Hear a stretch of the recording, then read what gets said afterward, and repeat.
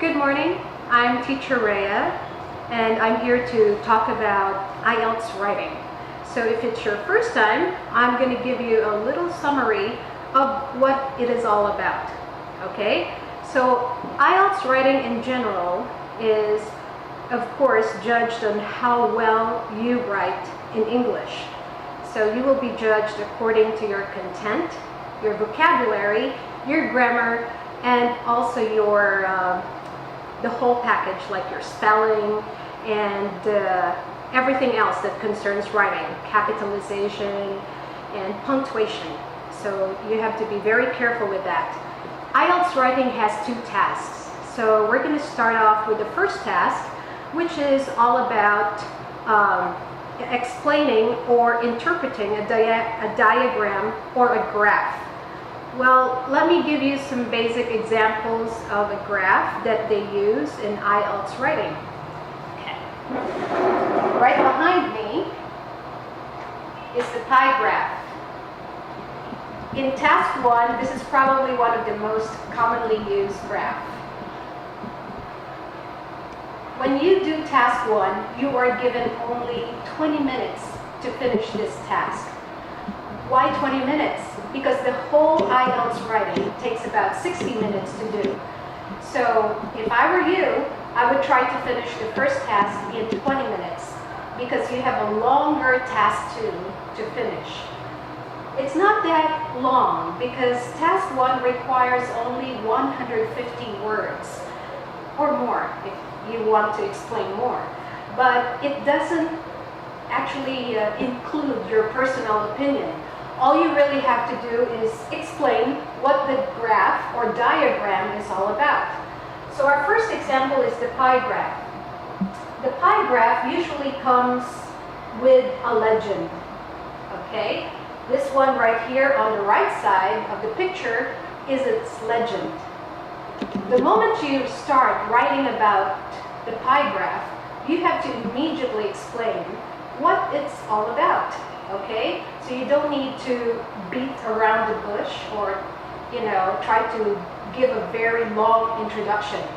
So we can see that this pie graph is all about the favorite movie genres in Mrs. Smith's film class. And around the pie graph, we have numbers in percentage form. As you can see, the orange, which is the color code for comedy, has the most number of students who like that genre at 27%. So as you keep going, explaining what this is all about, I would probably start with the highest number as I keep going all the way to the lowest number, which is your science fiction. And sometimes in a pie graph, you would notice that two kinds of topics or issues have the same numbers, okay? So we can see here that at 14%, both that would be romance and drama have exactly the same percentage of students who prefer these kinds of movie genres, okay? So what do you say when it shows an equal number?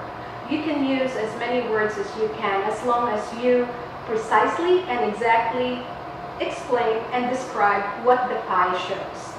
Okay? So adverbs, adjectives, and also transitional words would help you express what this is all about. Now let's go to the other example. Right next to the pie graph is another very commonly used graph, which is your bar graph. Once again, we're lucky because it's color-coded. Some pie graphs come in black and white. But the bar graph is actually almost the same as your line graph, which is my next example. Why? Because there are two parts. You have your vertical part and your horizontal part for your graph. Now this bar graph represents birthdays of students by month. On the vertical side, we have the number of students from 0 to 12. And right on your horizontal line, we have the months of the year from January to December. So pretty much like your pie graph, you just have to go with the color codes, okay? So the color code for June, which has the most number of students who celebrate their birthday in that month, has a total of 10 students because it reaches the line of 10. Now how about this one? May and September, or no, May and October. Looks like they both have an equal number of students who celebrate their birthdays in that month. So you just write it that way, the way you see it. That May and October have an equal number of students who celebrate their birthday in those months. Okay?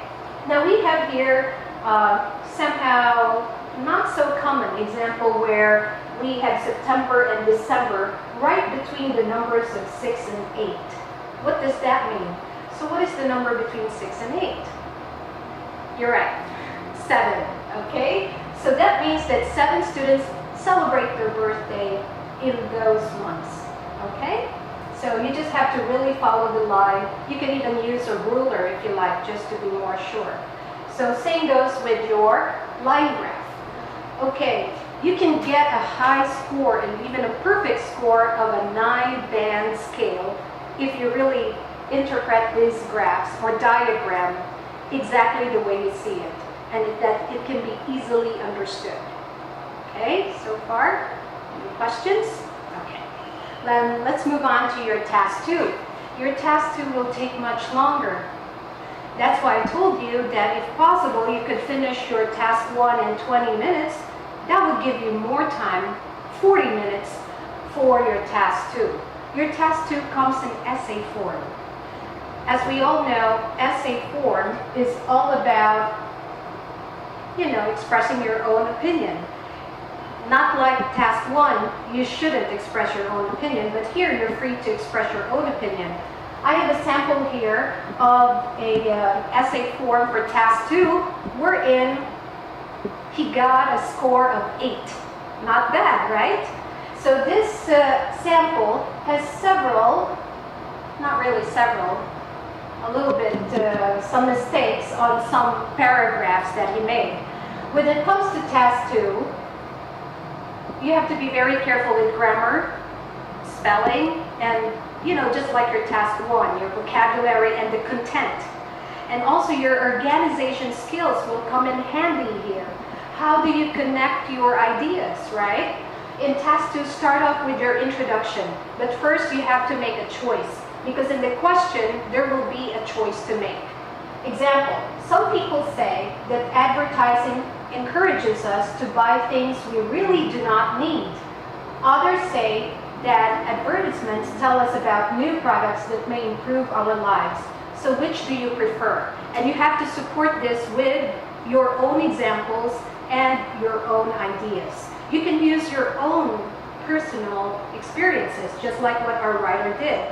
But you can see that our writer made several mistakes here in some parts, although the others I didn't really get to read the whole thing. But I can see that he had made mistakes in grammar and spelling, and also the wrong word to use, like using a verb instead of a noun. So this is why he got a score of 8. But overall, I could understand his idea, and he directly attacked the question. So it's still a very good essay. Well, that's it for your task 1 and task 2. If you have any more questions, you can ask me later. Okay? Have a good day. Bye.